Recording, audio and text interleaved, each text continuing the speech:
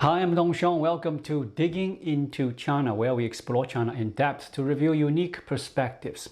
How severe is the downturn in China's economy? Official data from China's National Bureau of Statistics may not provide a clear picture, but information from non-economic government agencies often reveals the reality. Today, let's explore the true state of China's economy from a distinctive angle. On August 27th, the Chinese Ministry of Transport published urban passenger transport statistics for the first 7 months of this year. The figures indicate that from January to July, Chinese cities recorded a total of 60.32 billion passenger trips, a 27% drop compared to 2024. Of these, bus and trams accounted for 21.38 billion trips, or 35% of the total, down 5.4% from last year. Taxis completed 19.84 billion trips, representing 33% of the total, with a 4.7% year-on-year decline. Urban rail transit, such as subways, logged 19 billion trips, making up 32% of the total, and showed a modest 2.8% increase over 2024.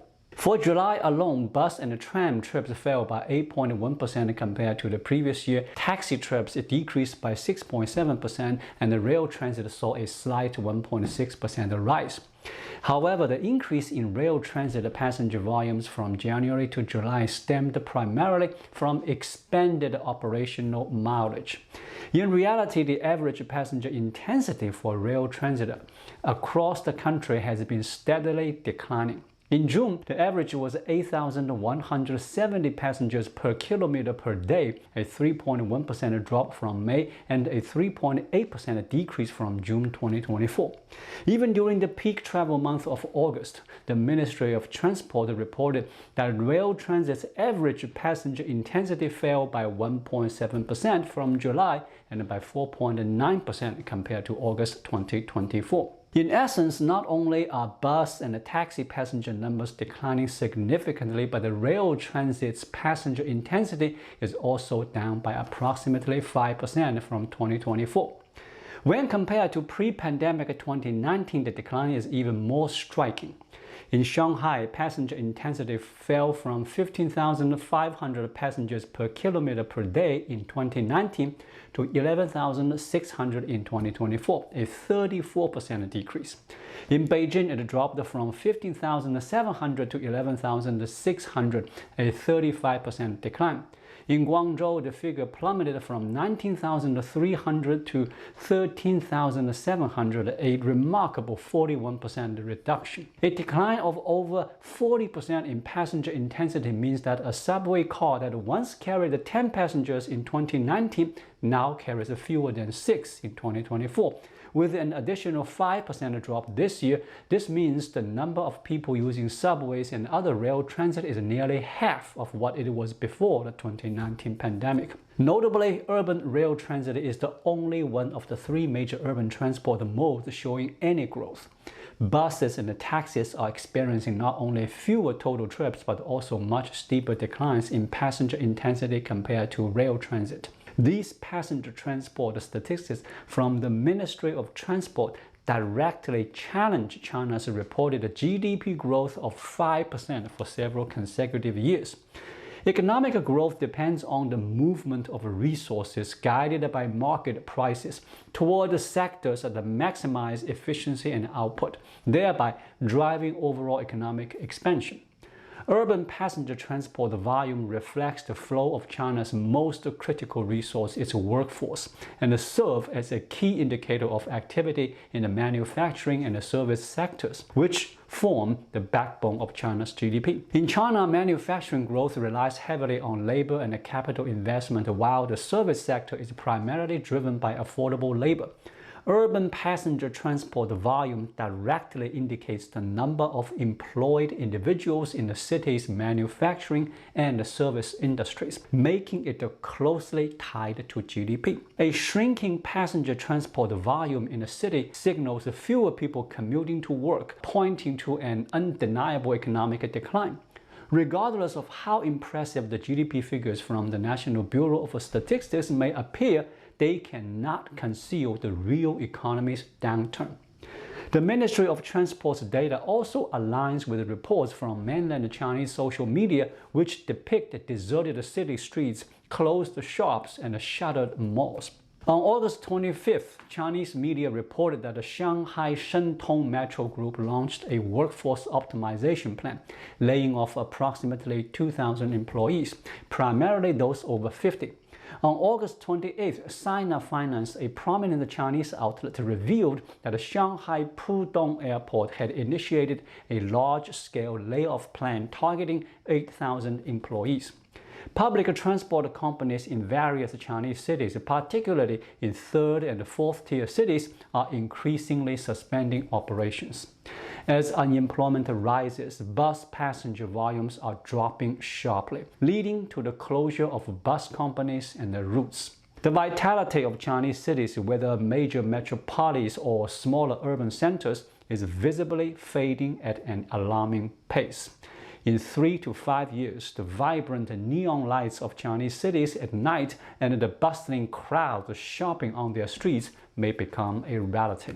On September 2nd, Gao Guoli, director of the National Development and Reform Commission's Center for Urban and Small Town Reform and Development, publicly acknowledged that a small number of cities, due to issues such as limited industrial diversity, are losing resources. These are now termed shrinking cities. This admission from the National Development and Reform Commission signals that the government recognizes a problem. The vast urban clusters developed during China's reform and opening up era are facing significant challenges. As of 2024, China has 694 cities, with the National Development and Reform Commission classifying 139 of them, 20% of the total, as shrinking cities. However, the Ministry of Transport's passenger transport data suggests that nearly all Chinese cities are contracting. Every city's passenger transport volume is decreasing, reflecting fewer employed individuals and fewer people going out to shop, dine, or engage in leisure activities.